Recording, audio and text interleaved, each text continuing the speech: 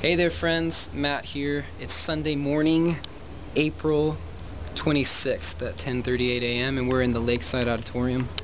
We're Student Impact Meets, and I thought for today, for this morning, I was going to give you a little tour of this Ableton live rig that we use for loops. So let me go ahead and head up here and I'll show you what we do here. So basically, what's going on here is I've got this little MacBook thing, and it's running Ableton Live, which is a pretty cool program if you haven't seen it before. And this little rig here, what I've got, we got on the top, we've got a power conditioner, the juice, and then basically down here, this Mo2828 is an audio interface device, which lets me have like tons of outputs and inputs. So basically, I'm running the computer. The audio interface device, the Mo2828 is acting as the audio interface device for the computer. All the loops are going out into this, and then I have some cables going on from out of this into this Radial Pro D8, which is a pretty cool rack mount DI. It's just really nice. So basically, I have loops coming into channel 1, loop left, loop right into channel 2, click in channel 3. Sometimes I have the TAMs coming out of different channels, so we put it in 4, and then a theremin. Sometimes when we use that out of channel 5. So down here is a little USB MIDI interface, which gets my MIDI controller into the computer. It's like an M Audio, I forget what it's called, like a 2x2 or something like that. So that's all going into there. So basically, I have all the loops set up into just one file. So I've got a bunch of songs already made, so that way I just reprogram every set. So I don't have to like reassign all the loops and stuff. I just have one file that has every song we've ever done.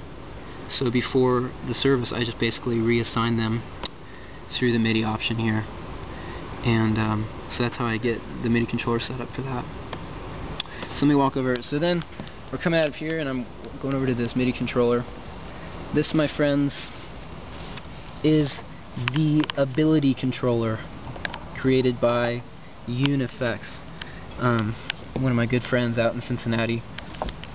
He built this controller, and basically, you get in the place where the light's not reflecting. Basically, it has 20 banks, so we can go through the different banks. There's 20 of them, and then each bank has A, B, C, D, E, and F. So basically there's 6 patches per bank. Now, there's also a hidden bank called Omni Mode, and so if I hold down this button here, it takes me into Omni Mode, which is a bank that basically I can access from anywhere. So say I'm in song number 4, and I assigned this Omni Mode here, so I can get to it from anywhere. This jumps into like the little secret bank. And what I did here is I assigned these to the transport controls in Ableton. So this is like stop, like an emergency stop, just in case everything goes wrong or something. This is a play, and I actually assigned this to a tap tempo.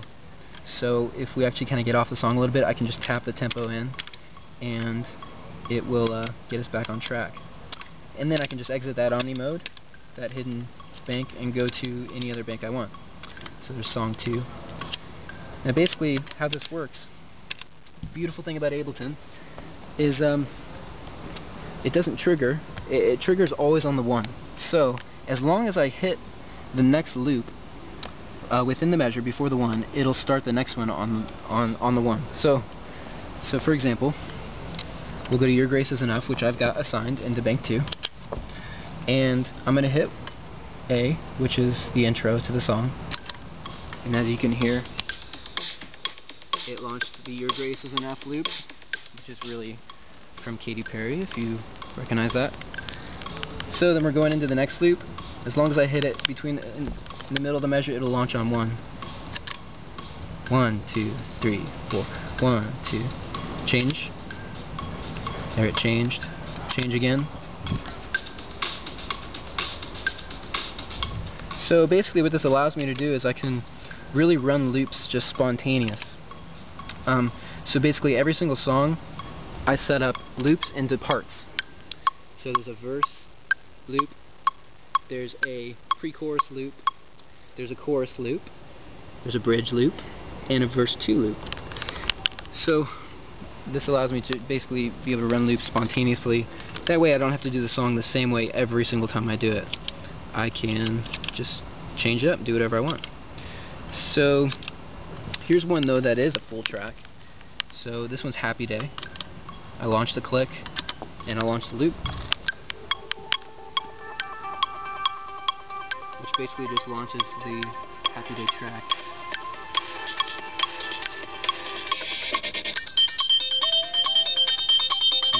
Turn the click off here for a second.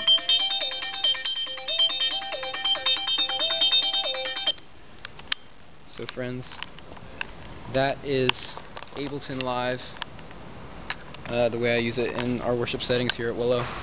And if you haven't seen it, check it out. It's really cool. You can check out this controller at unifx.com. I believe it's YOUNFX.com. So until next time, signing off. Peace.